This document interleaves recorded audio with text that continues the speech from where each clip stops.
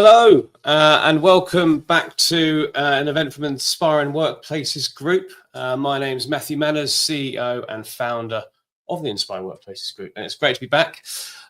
This is our fourth Power Hour of 2025. I almost said 2026 then, already getting ahead of myself with planning. We have two more to come before Christmas, as well as our big global People First Summit in 3 weeks today. If you're not aware of what that is, it's 24 hours around the world virtually, 50 speakers, so much insight and inspiration condensed into a single day, and lots of cans of Red Bull consumed from myself and the team. Before we get to our event, a quick reminder that our Inspiring Leaders Awards program in association with RADICL has its deadline in 2 weeks today, so please don't miss out on recognising someone that really makes an impact on your work experience and probably your life by definition too. What else is there? I've totally forgotten my pen, so I'm going to be writing all my notes and questions on my phone, so please, if you do see me on my phone, I am making notes that way. I'm still very old school, so I like writing with a pen. And to our Power Hour now on leadership. And in a world of rapid change, credibility, empathy, and foresight have never mattered more. And this Power Hour, being powered by RADICL and Fuel 50, explores how leaders can thrive alongside AI, earn trust through everyday actions, and lead with heart in a fast-moving, uncertain landscape. So if we move on to our first storyteller, we have three of them for you. We're kicking off with Anne Fulton, founder and CEO of Fuel 50. Anne is a visionary in the future of work and talent mobility, and today she's diving into leading in the age of agentic AI. I mean, it couldn't be more current if you tried. With AI systems increasingly able to act independently and make decisions, the role of the leader is shifting from directing tasks to orchestrating ecosystems where humans and intelligent machines co-create. Anne's going to help us look ahead to what leadership means in this new era, how we can empower teams, embrace autonomy, and redefine success in a world of shared agency.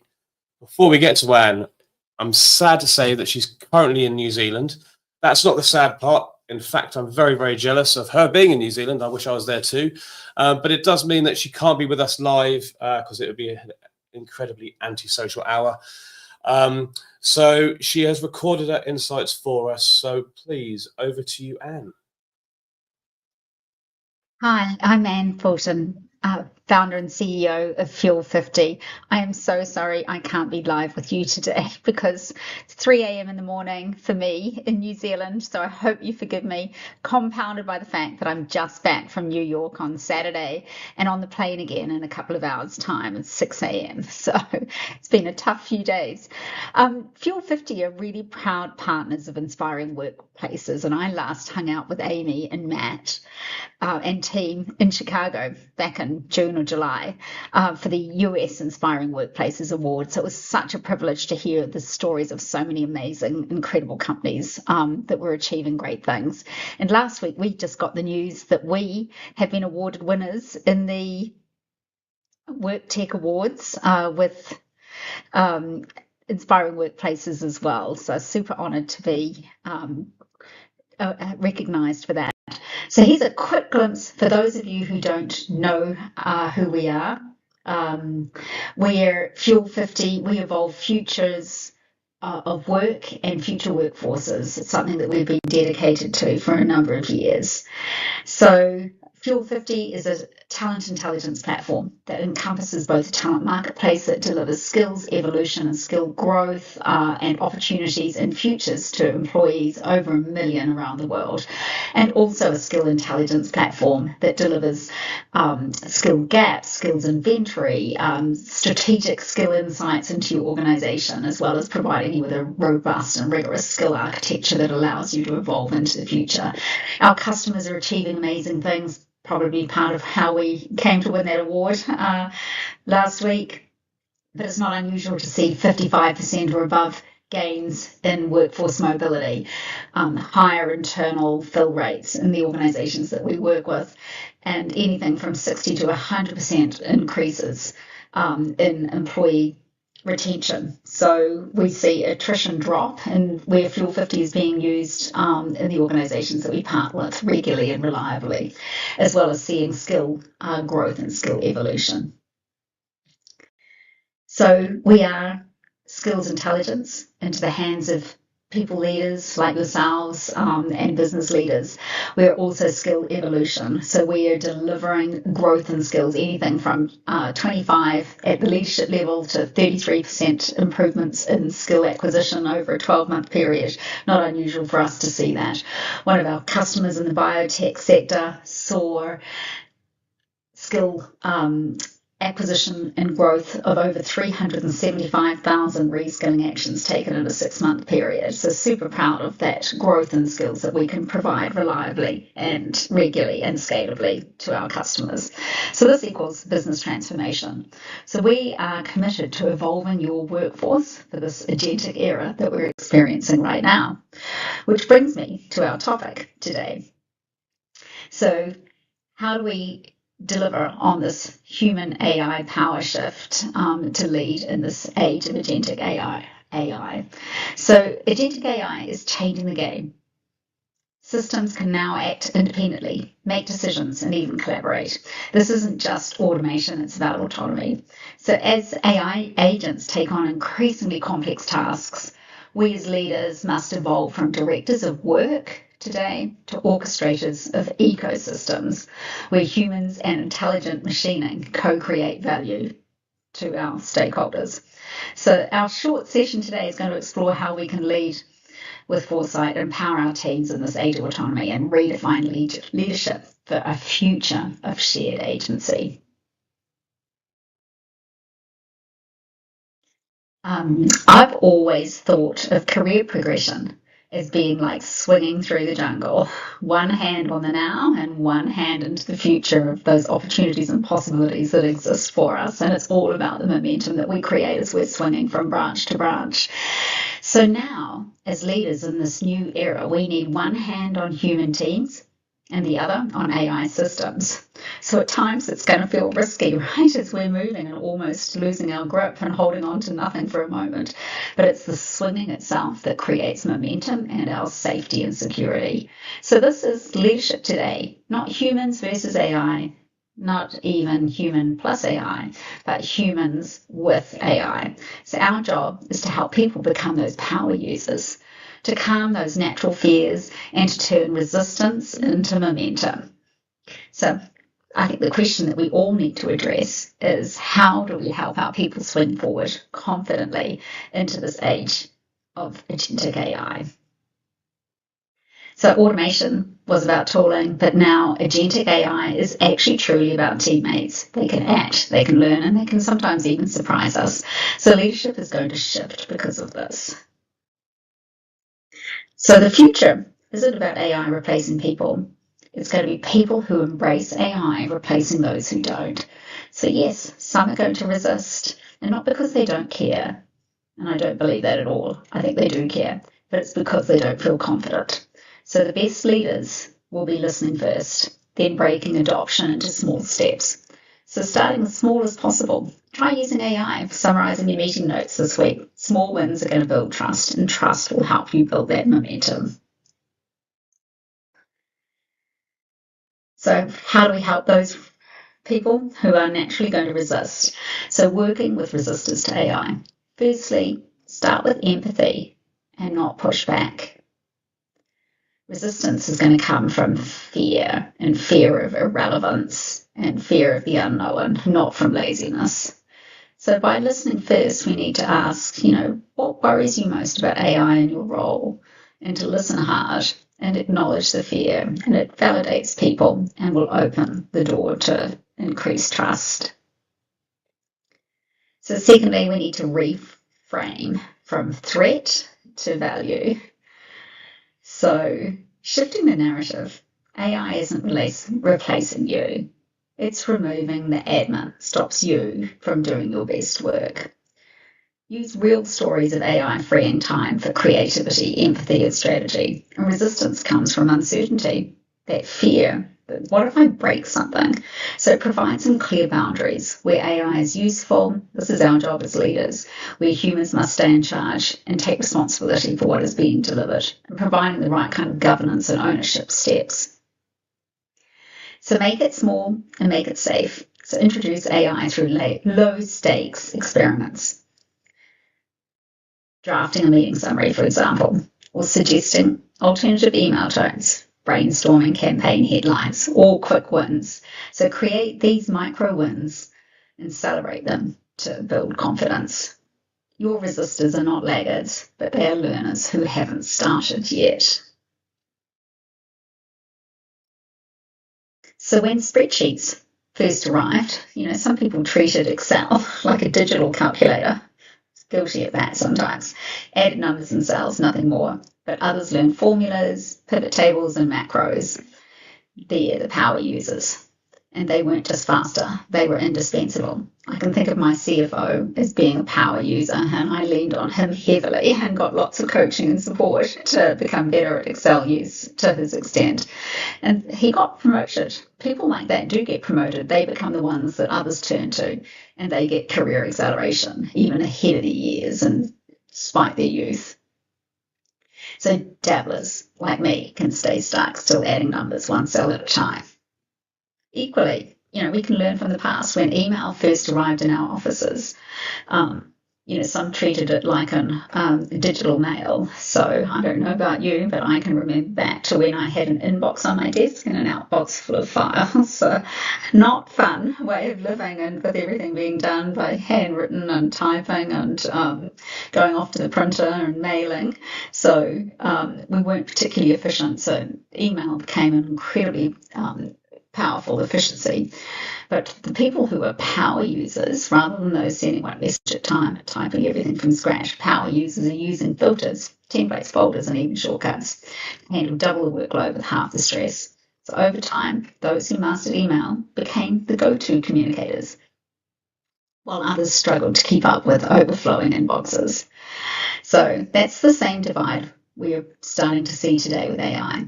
Dabblers use it for a task here or there, but power users are accelerating because they know how to integrate it. The role of leaders is to turn dabblers into power users and help people cross that gap. So we have to help people partner up with both AI, but also with those who are embracing AI in their work. So identify your early adopters and let them showcase their demos to their peers. Celebrate their wins, celebrate their learnings, create lunch and learn moments where people are sharing. Pair people up so that everyone's coming on that journey, and create an AI buddy system where they can share their prompts, their tricks, and their frustrations. Normalize working it out together. So instead of making it about a formal or a lowly journey done online, doing it with partnership and with others around us where we can laugh at our learning and our mistakes. The CHRO dinner I went to in New York last week had some horror stories of AI being used in recruitment, where we're probably all starting to see it, where we're getting bot applications. Even one horror story of an employee with a bot, using a bot to apply for jobs, applied for his own company.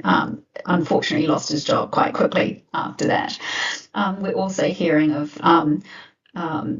AI interviewing applicants who are deep fakes, and so or real interviewers interviewing deep fakes and not and being taken aback and not realizing that we're interviewing deep fakes. So it's really important that we put humans into the loop again, and the catch cry across that CHRO network of some of the world's largest organizations was that we really want people, humans, at the front and center governing this, and backtracking some of the AI investments that have been made into recruitment tools to make sure that we are making great decisions about the people that are going to be part of our future. So building superpowers in your team is about helping your people all become AI power users, and part of that is we have to model our own curiosity and do that out loud and in front of people. So share our own AI experiments in meetings and even our failures.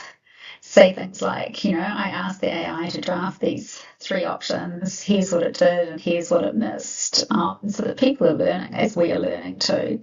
I had a bit of a horror story as I was pulling together this presentation. Super fun. My AI agent, can you help me create some superheroes, brand aligned, authentic and diverse as we wanted to represent. It took quite a bit of coaching before my agent was able to support, but once it's learnt, it's able to turn this into a brand aligned presentation fast and efficiently for us. So every interaction that we have with AI is our own leadership moment. You're either training it or being trained by it. So AI learns from us. Every time we correct, refine, or restyle what AI gives us, we're coaching that system. So we say making the colours warmer, make it simpler, make it more concise. We're not just improving the output, we're shaping how AI supports us next time. That's leadership, guiding intelligence even when it's artificial. The alternative is that AI trains us. I think we've all seen the horror stories of where we get some outputs that we just know do not make sense. So we should not passively accept whatever AI gives us, and we're letting that system train us. Our standards lower and our thinking can narrow. So if we're taking the first draft as is, we're unconsciously adopting AI's voice, undifferentiated. So it's really important that we engage. And great leaders don't delegate blindly. We stay in the loop to add judgment and ethics and context, and it's more important now than it ever has been. So every interaction is a chance to reinforce. This is how we work. This is what we value. This is both for our people and our agents. It's not just about efficiency. It's about teaching AI the culture of our teams. And we've got to model this coaching behavior, show people, our people, that we're coaching AI in the way that we'd coach a colleague. I asked for AI for 3 drafts. I gave it feedback, and here's how it improved. So by modelling, we can help our team see AI not as a black box, but as a partner to be trained and supporting us. So when we work with AI, we're never neutral. We're either the leader in the loop or we're the follower. So AI is not going to take our jobs, but somebody who knows how to be a power user of AI might take our jobs in the future. So it's really important that we reframe the career narrative. AI fluency is the new currency of mobility and growth. It's the new career currency. In the past, mobility was powered by credentials, networks, or technical know-how. AI fluency is emerging as the new differentiator. It's not about coding AI, it's about knowing how to harness it as your own amplifier. One of our customers, the University of California, Irvine, was an embracer, not a resistor of AI, and allowing their students to use AI in all their work and exams, rather than seeing it as a threat to learning or student authenticity. What they saw when their students left the university is that they had accelerated fill rates and were huge upswings in employment opportunities as a result of their investments in AI. So it's about amplification, not replacement. AI is not here to replace you, it's here to amplify you. Help people understand that partnering with AI will multiply their impact. So a project manager who was using AI for research, scheduling, and risk analysis can now spend more time influencing stakeholders and driving strategy. So it's an opportunity for all of us. It's about AI as a career fuel instead of a career threat. So AI skills do equal career mobility. Frame it as empowerment. It's not a threat. Threat framing would say AI is going to replace me. Fuel framing is AI can free me to do higher value, more human work. And AI doesn't erase our value, it's going to elevate it. Let me give you a quick glimpse of how Fuel 50 helps people on that journey with our skills intelligence, skills evolution, and ability to transform businesses. You'll see by this glimpse of our strategic insights, our release, which came out last week, you can see the opportunities for automation across every task, every role, and every skill across an organisation. You can benchmark and see what your competitors and those in your industry are doing. You can understand where your skill gaps are going to be and what the threats to your retention risks across your organization, and drill down right down to the individuals across your organization, so that you've got a one-stop shop view in terms of your skills intelligence, work intelligence across the organization. Fuel 50 also believes in delivering that into the hands of employees as well. So somebody that might be a financial analyst today is able to start to understand where the opportunities for automation and amplification are in their role, so that they can go on that evolution journey to become a financial strategist in the future.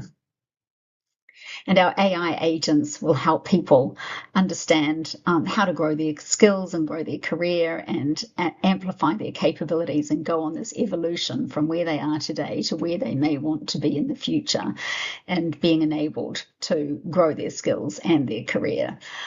We've also got agents coming out to support leaders on coaching their employees and taking them on that journey and showing them how to evolve their skills and capabilities to be future-proofed and resilient.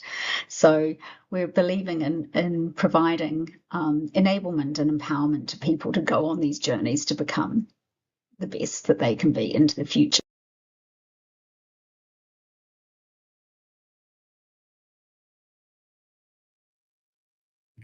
Fantastic. I almost feel like Richard Attenborough in Jurassic Park when he starts to talk back to the video.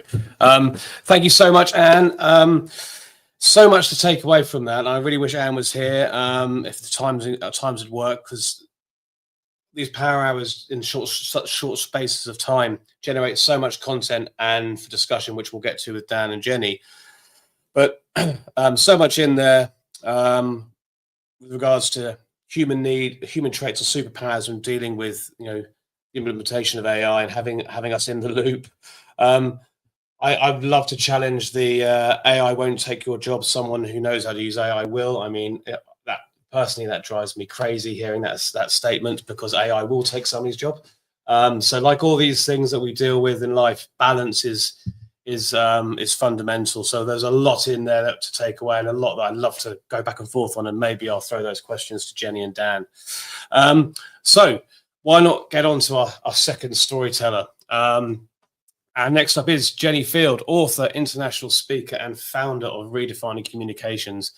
With more than 13 years experience leading internal communications inside organizations, Jenny has now been helping businesses move from chaos to calm. Today, she'll share insights from her research on credibility and leadership, exploring why sometimes what looks like a culture problem is actually a credibility problem.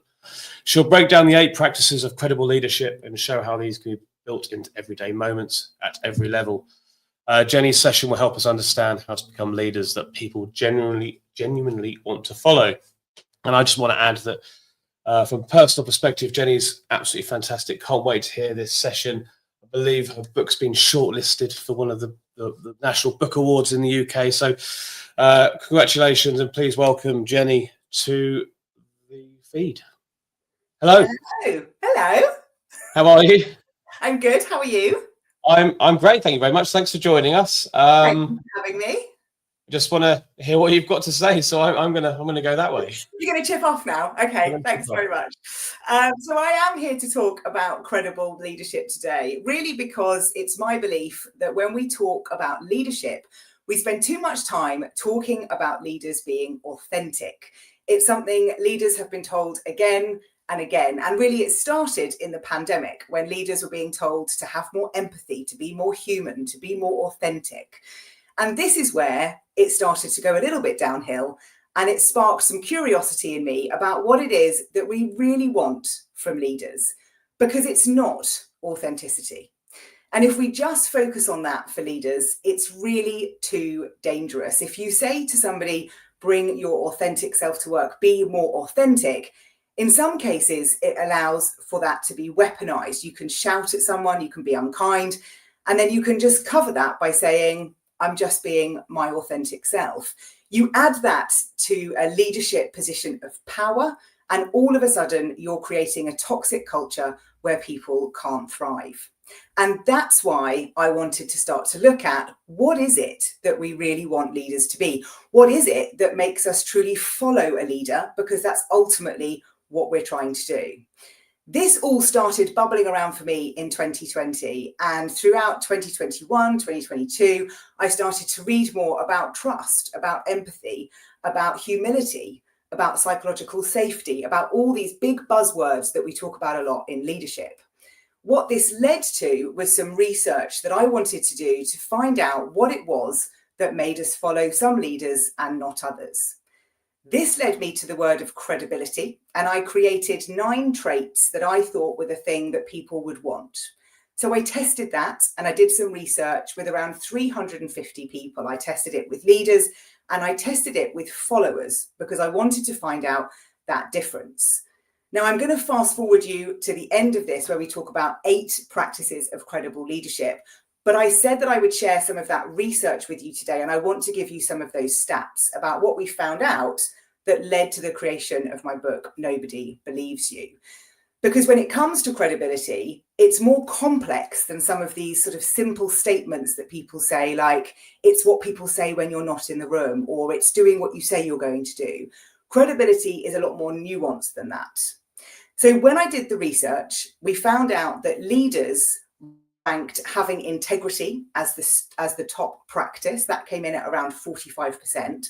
They then said being trustworthy, that was 27.7%. And then a bit further down at 9% was being empathetic.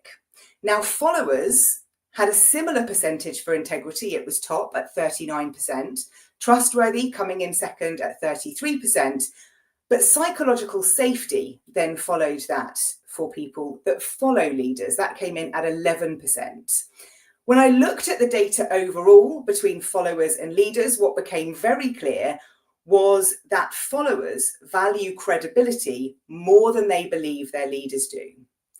What was more interesting in the research were the gender differences that emerged, because that was also what I wanted to look at. I wanted to look at different demographic traits and elements to see what was going on around gender, around age, and whether there was anything to explore there.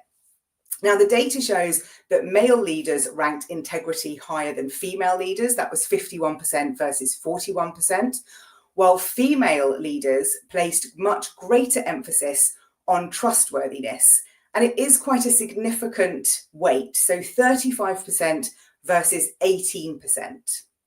For men who lead, being decisive ranked as more important than taking action, while women prioritised the opposite. There's some interesting stats about age. So we found that leaders who were over 50 placed more value on integrity than their younger counterparts, and followers who were aged 51 to 69 prioritised empathy more than any other age group. And those followers that were aged 35 to 50 had greater importance on psychological safety. Now, all of that insight is what I've pulled together to create the 8 practices of credible leadership. And in the Power Hour today, I don't have time to go through all of them in super detail. But if you want to connect with me on LinkedIn and we can sort out connecting in other ways, I can share with you various different outlines of these, podcast resources, books, all of it, so that you can find out a bit more. But what I want to do is take you through the 8 and then explain a little bit more about where they've come from. So in alphabetical order, nothing other than that. The first one is being capable. So to be a credible leader, you have to be capable. You have to demonstrate your knowledge of your industry or your role. You have to be respectful of those that you're leading, and you have to take action. This is really important when it comes to capability. People need to see that you can do what you say you're going to do, so the action has to be there. What's important about capability and all of the other practices within credible leadership is that this is how people perceive you. It doesn't mean that you're not capable of doing the job, but it means that people aren't seeing that. If you're not demonstrating capability, you'll get disrespect from those that you're trying to lead. And that will show up where you might not be being invited to meetings, you might be being ignored in terms of your suggestions. That disrespect that you're feeling is coming from a place where people don't believe that you're capable of doing the role that you're doing. If you're a leader operating in an environment that you don't know, then you need to invest that time in developing your skills in that industry so that you know more about it or the organization. I spend a bit more time talking about capability because it's the one that comes up quite a lot for people in terms of that practicality of what they can do to demonstrate that. The next one is being empathetic. And I want to start this one by just saying that empathy is not putting yourself in someone else's shoes. It is believing someone else's experience regardless of your own. This means that we have to demonstrate care, we have to be compassionate, and we have to be flexible. That's really important in organizations today. In a post-pandemic world, we can demonstrate that we believe someone else's experience, regardless of our own, by being flexible with our work times, how we're coming into the office, whatever it might be. That flexibility is much more important. The next one is integrity. This is my favorite practice of credible leadership because integrity is the practice that we all think we have, but so few of us actually demonstrate. And that's uncomfortable because if someone says to you, I don't feel like you have very much integrity, it really hits to the core of who we are as human beings, because having integrity is about keeping your word, it's about being genuine, and it's about being accountable. And that's something that can also be quite tricky for us as human beings. But integrity is really important. If you're not demonstrating integrity, you will get distrust. So if you think you have a trust problem in your organization, it might be that actually you have an integrity problem, and that's the root cause of the issue that you need to fix. The next one is being likable. This is different from being liked. Lots of us want to be liked, lots of us want to belong. That's a human trait we all have. But being likable is about being agreeable, so you're nice to be around. It's about being lighthearted, and it's about being charismatic. As a leader, you have to disassociate this need to be liked with being likable. If you focus on being liked, you're going to get too stuck in wanting to please everybody, and you're not going to make decisions that are for the benefit of the organization, and you're just going to get stuck in a place that doesn't allow you to really lead effectively. The next one is supportive. Now, this links into psychological safety, which came up in the data as being quite high, especially for followers. This is part of being supportive. It's creating that psychologically safe space. It's about being inclusive, and it's about being humble. When I looked at the free text data in the research, having a leader that has your back, someone that's supportive, comes out again and again and again. And if you're not supportive as a leader, people will just reject you. So if you've got retention issues, you've got challenges there, it's the supportive element that we really want to dial up, especially if there's lots of organizational change. Being supportive is really done by giving people your time, and that's the most important thing you can do. The next one is trustworthy. We can't talk about being credible without talking about trust. And being trustworthy is about being honest, it's about being transparent, and it's also about being reliable. We don't talk about reliability enough. In fact, some recent research has suggested that being responsive as a leader is one of the most underrated traits. And if you think about reliability, responsiveness for me goes hand in hand with that.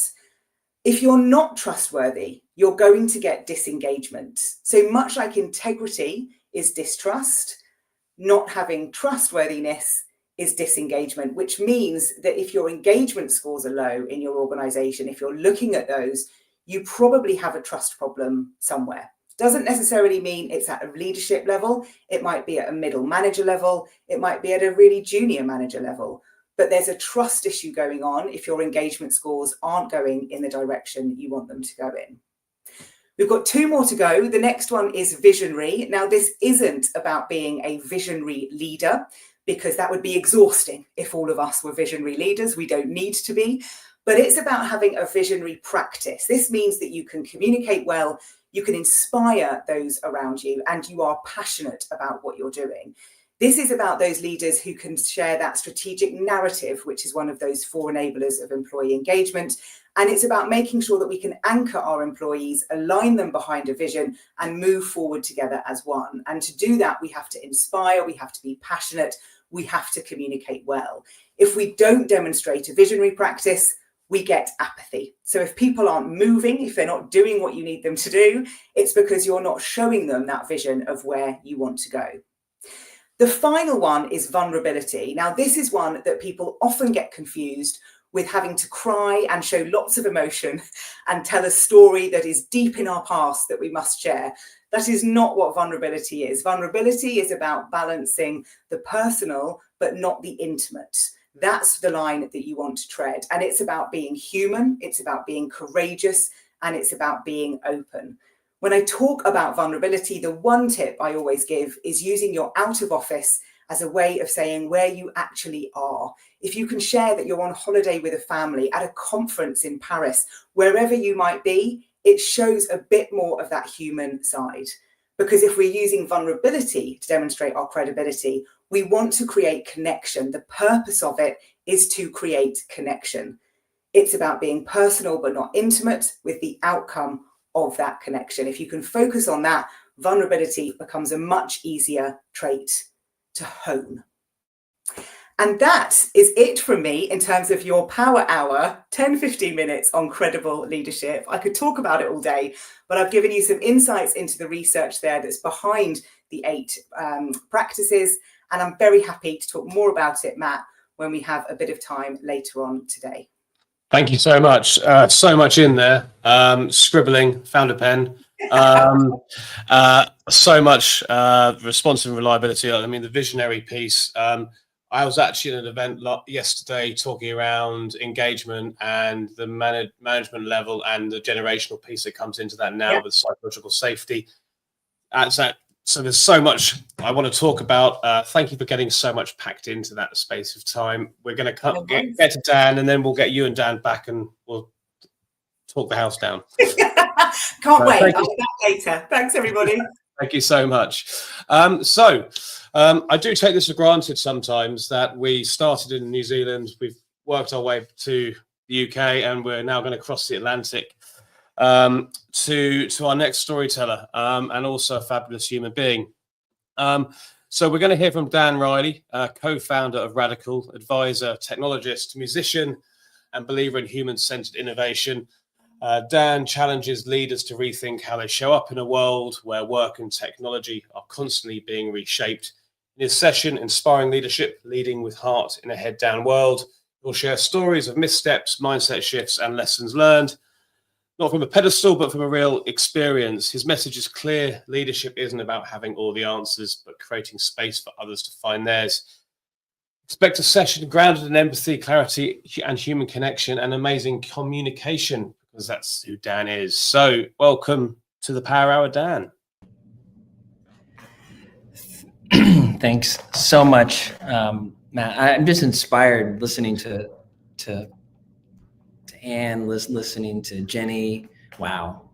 Yeah. I'm like, I'm good. Over to you. I have nothing else to add. Anyway, I'm going to leave you to it, and then we'll get you and Jenny and myself back on. Okay. I'm going to try to keep it tight, because I really want to come back with Jenny and have some conversation. Wow. Well, first of all, thanks for the intro, Matt. I'm not gonna. If you want to find more about me, you can go to radicalwork.com. You can send me a message on LinkedIn. I'm responsive. I'll connect and chat with everybody. But ultimately, I've been doing this for 25, 30 years, and I believe I have a strong commitment in, I've grown up in the technology space, but I have a strong belief in humanity. And right now, I think we're at this tipping point, and I call it an opportunity because I'm an optimist of how can we continue to make sure we leverage the best of AI, the best of technology, in a world where we don't start to forget about the heart, right? So I start with the premise and the question of productivity to what end, right? Faster does not equate to better. I completely understand and agree AI, and there's tools out there that are doing incredible things, but the spirit of curiosity, consciousness, this doesn't live in AI yet. So we have to have the conversations around how do we continue to lead with heart and leverage the best of what some of the leading edge technology brings to the table. So today I want to talk just a bit about three things, and Jenni highlighted all of them, which I love so much. And so there's a quote, and see if I wrote it down. Hopefully I can find it, Jenni, that you said. I'll find it in a moment. But oh yeah, I think it was when you were talking about empathy, and that the empathy is one of. So I'm going to focus on three qualities today, and I'm going to storytell a little bit. I'm going to talk about empathy, clarity, and impact as a leader, and as a leader who must lead with heart. And empathy, and I'm paraphrasing here, but as you described it, is putting your personal belief system aside and opening up your mind and your heart to different perspectives. That is empathy at its core. It isn't just hearing what someone else has to say, right? And saying, well, I hear you. That's a starting point, if that's the best you can do. I challenge us to do better. Find common ground. But the way you achieve empathy is listening before you speak, right? The best leaders know that, and the best leaders do that. Even if in your mind you have it figured out, right? Or if you think you have it figured out. Empathetic teamwork, showing up, that builds connection, and that builds trust, right? That builds and helps to enable well-being and safety, right? The more you allow people around you to not, your job isn't to just inspire them, but to be inspired by them, right? Let me say that one more time. It's important. We sometimes think the job of a leader is to carry the weight of inspiring everybody. If a leader can be inspired by those around them, then a leader is being truly empathetic. So that is one key. I hope if you take one thing away, you'll take that away, and I think it aligns, really squarely with what Jenni was saying. So the second piece is clarity, and then I'm going to get into some storytelling. And clarity is really important. A great example of you can have two teams in an organization. You can have one high performing, highly engaged, they're inspired, they're your rock stars. And you can have one team that's, they're kind of just showing up. And there's one task, and the team that's just kind of showing up, you give them all of the direction. You say, here's what we need to do. Let's use a really simple example. You're going to be digging a ditch 3 feet at a certain location, and that's the job. And you tell them exactly, here's where you need to dig, here's how deep it is, and here's the tools that you need. Here are the shovels. And the team that's highly inspired, you give them nothing. You say, well, we need to dig a hole, and then that's all they have. Guess who's going to achieve more success, right? So without clarity and focus, and that is the job of a leader, is to provide that. And that helps, I think, spotlight what are our shared goals and what does success look like. And the only way we can get there is if we understand what success is. So clarity is super important. And then impact, right? I am a huge believer in human-centric workplaces, but if we're not making impact, if we're not delighting whatever our job is, whether we're a nonprofit or we're a Fortune 50 company or somewhere in between, we all want to be a part of something that's making an impact, making a difference, making a change, right? We want to be proud. When we're out at dinner with our family or our loved ones, we want to say, well, this is what I'm doing. This is what I'm working on at work, because it's meaningful. It isn't just, I got to show up at work. My job's boring. Even if your job is transactional, and there's, of course, we know there's transactional jobs, understanding what it impacts, right, is so important. And that allows others to breathe easier and feel seen, right? When they can actually say, well, look, I'm a part of this incredible organization that's making pacemakers, or maybe it's an organization that just has it's the best hospitality in the world, or maybe it's an organization, that delivers the best beer koozies, and they're just fantastic, and 10% of proceeds go to charity, and you're just proud of it. Whatever it might be, understanding the impact is so key. So I'm spotlighting and focusing in on empathy, clarity, and impact, and that's the way I describe those things. So I want to talk also a little bit about, and I wish Anne was here as well. I have because I would love to dig in with a little Q&A around about AI in a Q&A session. So Matt, we need to make sure we plan another session. And I started off by saying productivity to what end? And I also started off by saying humanity, and if I didn't say this, I meant to say this, but I'll say it now. Humanity is meant to be imperfect, right? Because it is imperfect. So striving for some perfection that humanity can't even achieve through technology is at odds. So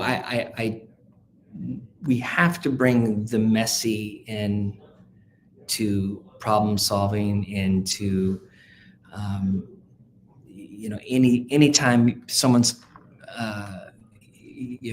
innovation, disruption, we use those words common. The way we do that is by challenging the status quo, and the way we do that is by challenging each other with healthy debate and healthy conversation.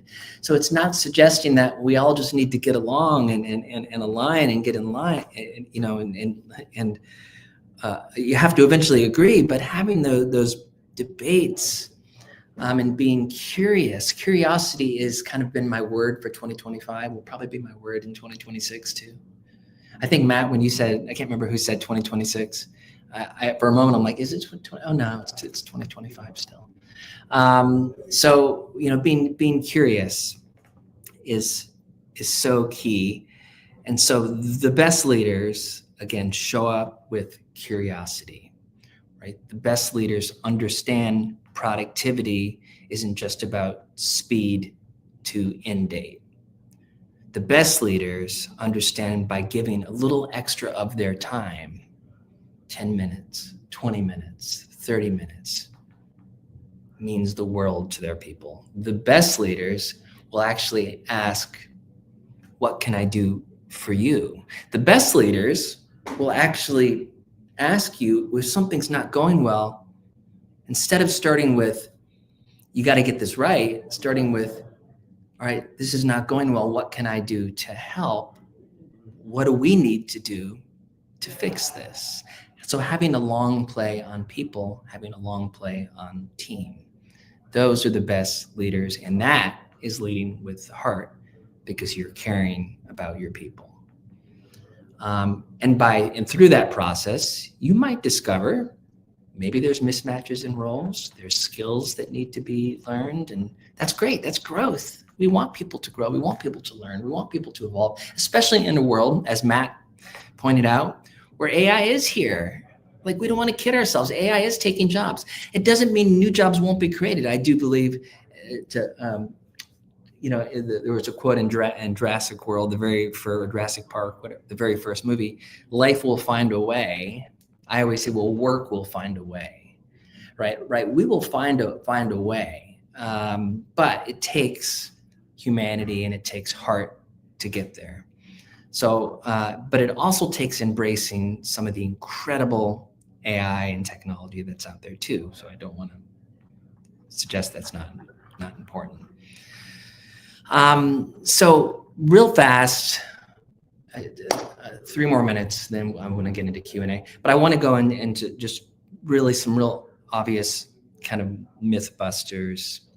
A question that I'm asked often: leaders must have all the answers. Okay, you know what my response to that is? The best leaders don't.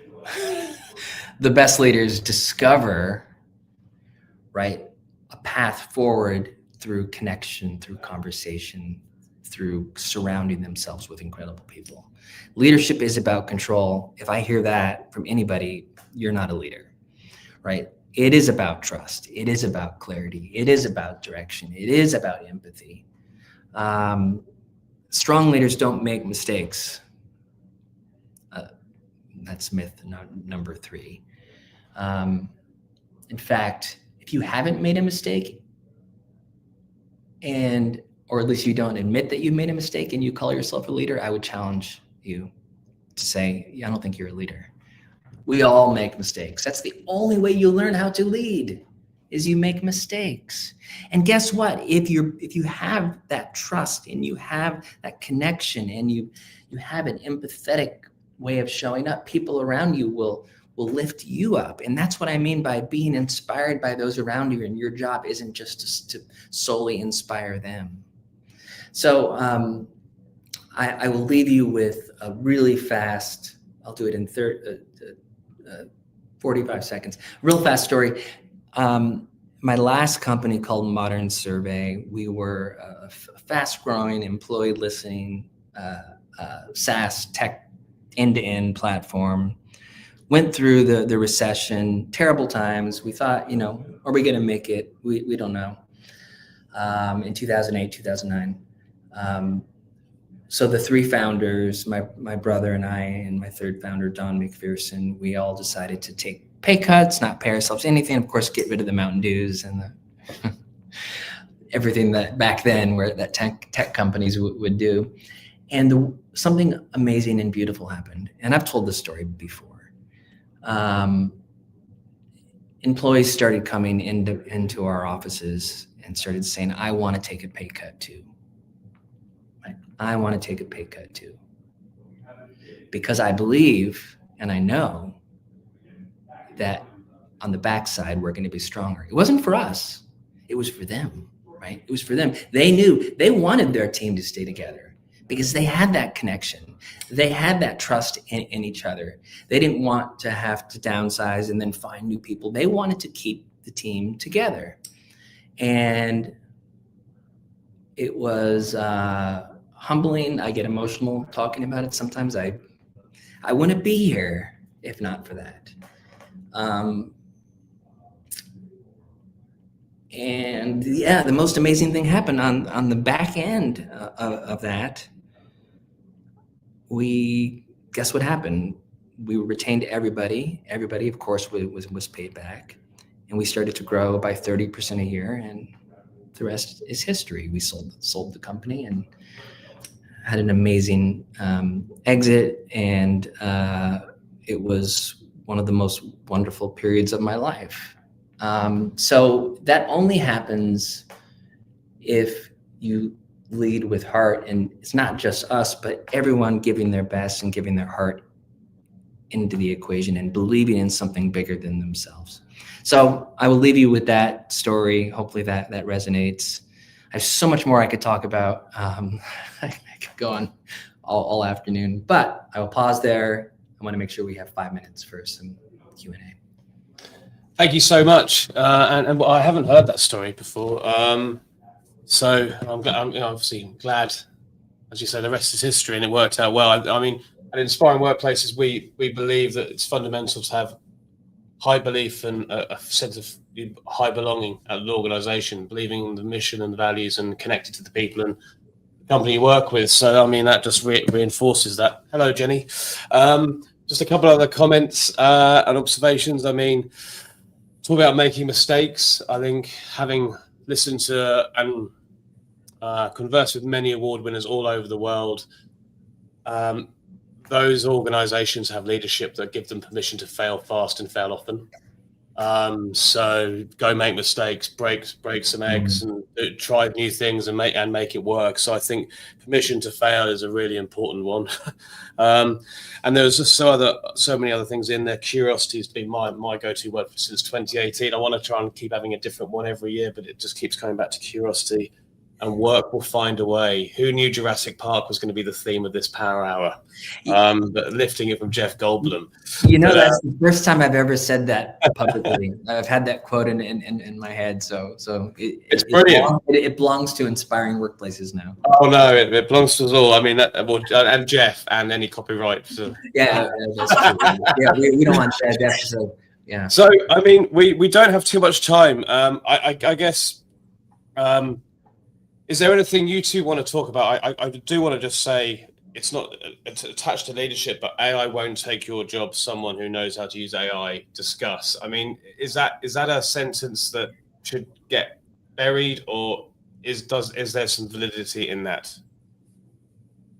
I feel like you could do a room 101 inspiring workplaces. we could think of the phrases we want to put in there. So I'm with you on the phrase because I've sacked a copywriter and replaced them with AI. So case in point, it did take their job. But that doesn't mean that I don't use copywriters for other things. It just means for that particular purpose, I didn't need it. I think that this narrative of you've got to learn how to use it is accurate. I think you do. But I think that work is fundamentally shifting on the back of the pandemic and technology. And I think we've got to move beyond the sort of buzzword phrases into the reality that work is going to look very different in the next 3, 5, 10 years. Dan? Yeah, I agree with all that. There's something to be said, Matt, for that statement. I think, but the data screams our latest, and we have tons of data and reports on this, and our data screams that about half of organizations right now even have any robust or sense of strategy on how AI is going to be used. So I think that's a problem right there. So if somebody is going to take your job because they know how to use AI, sort of sans any sort of strategy, it starts to get chaotic. So yes, there's some truth to that, but I do believe, I guess I'm a believer in, and we have to look at AI not so much in the current state right here, right now. If you were to look at all the jobs that exist and what AI can do right now, and all right, well, how would everything change if nothing else changed? Right? We have to remember that everything else continues to change and continues to be fluid, and we have control over that. And we have an opportunity to influence that.